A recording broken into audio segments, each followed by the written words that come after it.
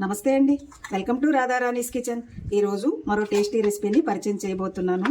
Mutton బోన్స్తో mutton షేర్వా. ఈ షేర్వా మన పెద్దలు ముడుకులు నొప్పులు ఉన్న వారికి తయారు చేసి పెట్టేవారండి. అన్ని రకాల టిఫిన్స్, రైస్లోకి ఉపయోగపడే షేర్వా అండి. చూడండి ఎంత బాగా వచ్చిందో, చూస్తుంటే తినాలి అనిపిస్తుంది కదండి. రండి మరి ఈ తయారీ విధానం చూద్దాం. షేర్వా తయారీ కోసం అరకిలో మటన్ బోన్స్ తీసుకున్నానండి. 2 ఆనియన్స్, 3 టమాటా, మసాలా ఐటమ్స్ అండి ఇవన్నీ.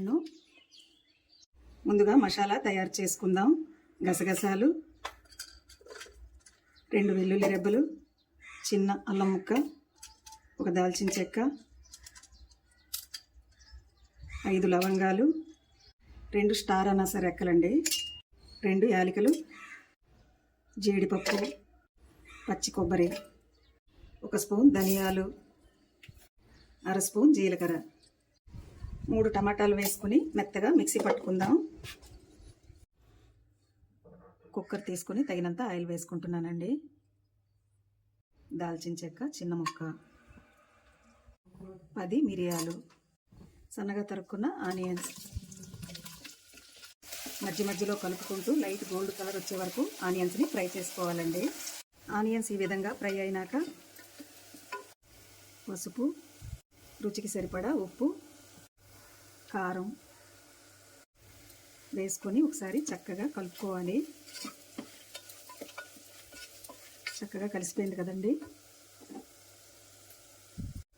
మిక్సీ పట్టుకున్న మసాలా పేస్ట్ని వేసుకోవాలి. మసాలా వేసుకున్నాక పచ్చి వాసన పోయే వరకు ఫ్రై చేసుకోవాలి.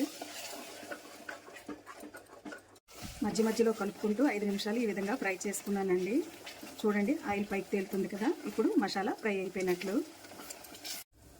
ముందుగా కడిగి పెట్టుకున్న మటన్ బోన్స్ని వేసుకోవాలి.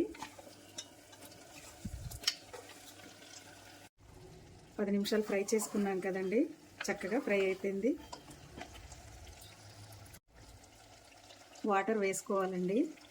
వాటర్ కాస్త ఎక్కువగానే వేసుకోవాలి. వాటర్ వేసుకున్నాం కదండి, ఒకసారి చక్కగా కలిసేలా కలుపుకోవాలి. కలుపుకొని 10 విజిల్స్ వచ్చే వరకు ఉడికించుకోవాలండి. 10 విజిల్స్ వచ్చేయండి. స్టవ్ ఆఫ్ చేసుకొని కుక్కర్ చల్లనిద్దాం. కుక్కర్ చల్లబడిందండి. పచ్చిమిర్చి, కొత్తిమీర వేసుకుందాం.